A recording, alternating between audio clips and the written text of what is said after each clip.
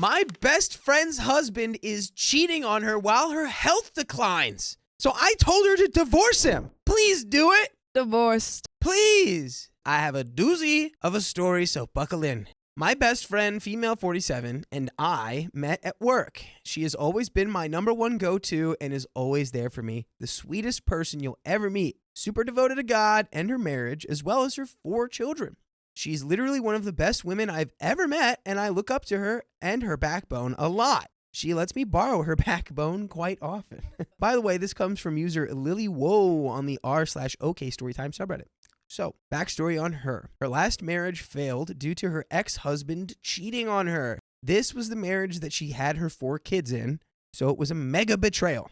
She has been broken by a cheater before, so when she met her now husband, she came into the relationship very guarded, but ready to be the best wife she could be. She has faith in God and his plan, so she went forward with marrying her now husband, 41 male, who she truly loves and adores. Fast forward to about a year ago.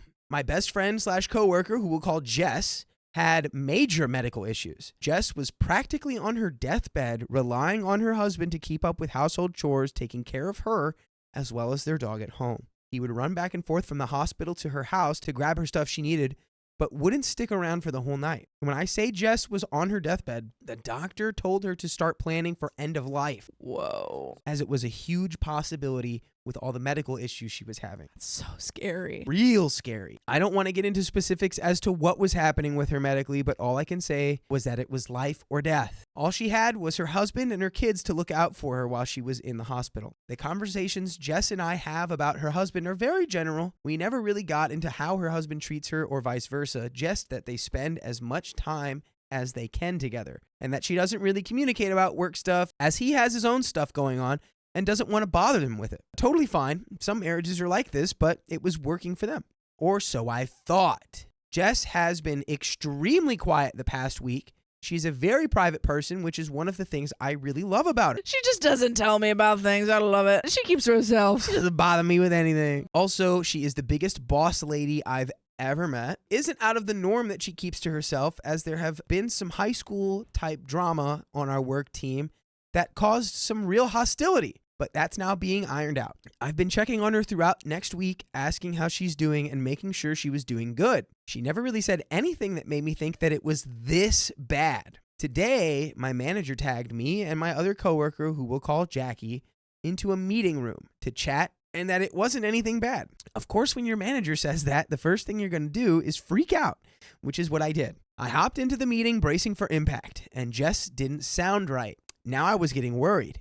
We had to wait for Jackie to hop into the meeting, which took about 10 minutes, and I can't even tell you how nervous I was. Once Jackie got into the meeting, Jess proceeded to tell us that she just found out her husband of 6 years cheated on her while she was in the hospital, as well as before. Oh my God. And she is really going through it. I can imagine. Yeah. As most people would. I'd be immediately plotting to get my immediate ex-husband into the hospital where I was. Swap places.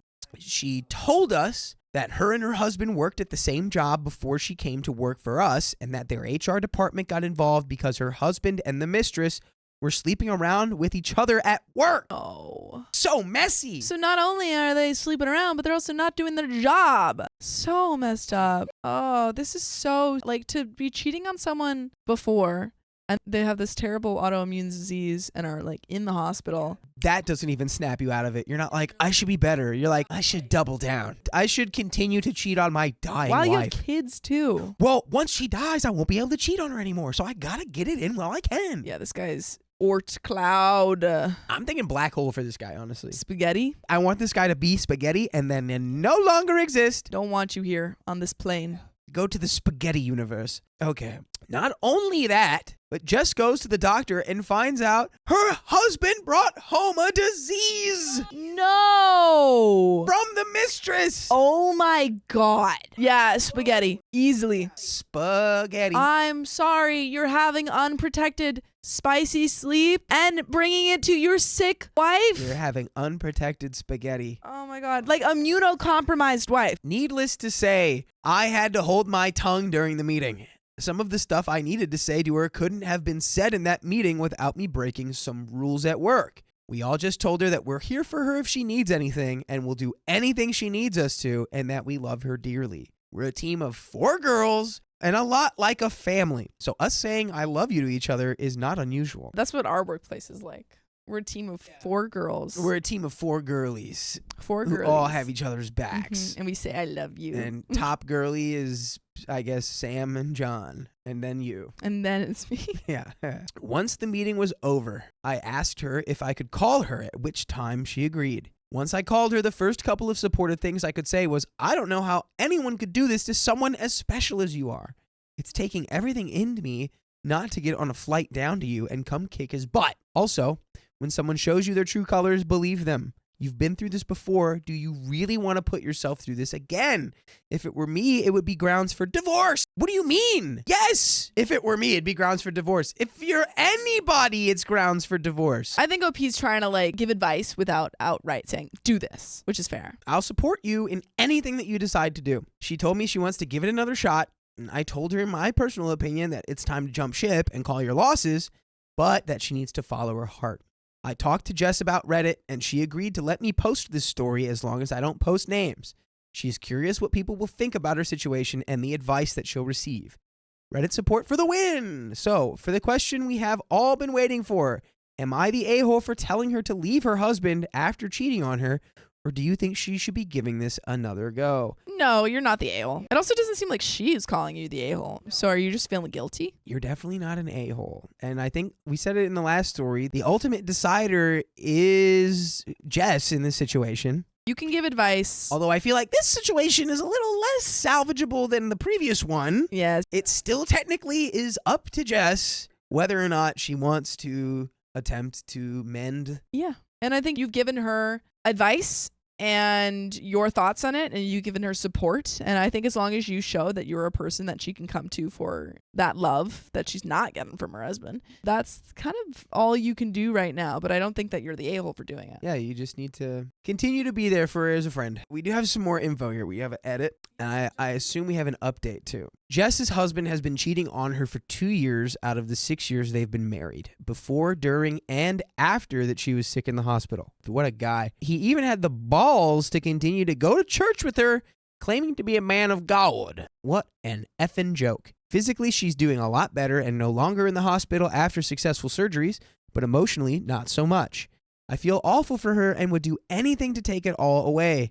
This poor woman would give the shirt off her back for anyone, and it makes me sick that she's with someone like that. I'll definitely let you all know updates as the story unfolds in real time. And here is the update. Jess's husband seems to be emotionally and physically checked out. They both agreed they would communicate better and try to make it work. And I'm totally supportive in whatever she wants to do and told her I'm here for her anytime, day or night. It's not really going in her favor, and he doesn't tell her where he's going, completely disregards her throughout the day, and is super, super secretive about his phone. Yeah, it doesn't sound like he's making any positive changes. No, just divorce this man. He sucks. For real. She has gone as far as saying, I love you, and he won't say it back. Oh, it's over, girl. Leave this guy. It's done. Leave him. Jess set up counseling through church for them to attend, and her husband agreed. That will be happening sometime in the next 2 weeks. The mistress knew he was married and even worked with Jess and her husband at her previous job. This is ridiculous. Wow. She sucks too. Yeah, she's the worst. She's known as the company homewrecker and has done this to other married couples. Wow, yeah, the worst. Jess said she feels numb right now, and I'm not sure what to do besides just be here for her. This is all the update that I have for now. Petty revenge has been issued, and I'm excited for the end result. And here comes the petty revenge. Here we go. Okay, guys, you all want to know what my petty revenge is. I'm trying to protect myself from trouble, but what I can say is she will be getting a lot of calls from people wanting free electronics and also for fun sex time with people all shapes and sizes. I'm still planning and will update as I go on. The petty revenge has only begun. Don't mess with my homegirl. To those of you upset about the petty revenge I've dished or think I'll get in trouble with the law, I'm speaking by experience. One of my old coworkers at my old job did exactly what I did. Called the cops. They just told me to change my number, and they had bigger problems to deal with. She was pissed because I called my manager at the time to tell her she was 2 hours late to her shift to dismiss me from the store. She revenge posted me, which sucked because I had changed my number that I had since I was a kid. Also, my mother-in-law is a lawyer. I've ran this by her, and she said as long as I'm not making threats or posting legit spicy pics of her, then nothing can come back to me. I'm being very careful, but this mistress deserves everything that's coming for her. She was involved with her family and grandchildren for years, and they had an affair in her house. Wow, so yeah, she was the other side of this stinky little coin. I hate her. The husband and this homewrecker, professional homewrecker, just a stank little coin. Toss that coin out. Throw it in a stinky well full of stinky water. She knew she was breaking up a happy home. Her husband was going to do it anyway, but she knew what she was doing. Anyone that thinks she doesn't deserve what's coming for the mistress. But I know something that's not a question mark, and it's that you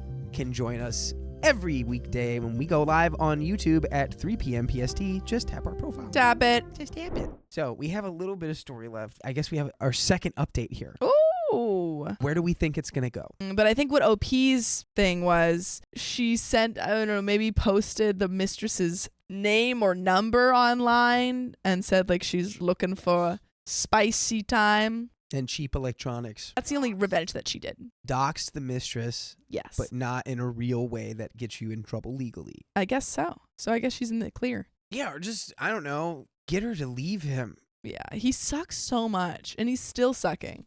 Like, she's still giving him a chance, and he sucks. Sucks big time. Sucks so much big time. Well, you know what's not going to suck big time? This update that we got right here. So, just a heads up, everyone. I'm reading all your comments to her daily, and it's been helping her heal, so keep it coming. Today, she's not numb. She's mad, starting to realize that she shouldn't interact with him sexually anymore, as he is not to be trusted. She is realizing that it's time to guard her heart and her body. She is a very spicily active individual, so I told her I would buy her a plethora of silicone objects to take care of herself so she doesn't do the deed with him anymore. She agreed, so we are making progress. I'm so proud of her. I let her talk to me all day during work so she has someone to talk to and support her. The more I talk to her, the more she sounds like her more bad booty self. She even talks about him differently, so something must have clicked for her. Yeah, maybe that he's a pile of garbage. He sucks. He is still being secretive on his phone, so nothing has changed with the actions of her husband, only the way Jess reacts to how he treated her. One step at a time. And that's the end of the story? That's the end of the story, man. I need them to break up. Yeah. This guy's not good. Cheated on you while you were in the hospital dying. Yeah. And before that. And after that. I'm appreciative that OP's there. I mean, like, at least this girl's got a good friend in OP who's supportive.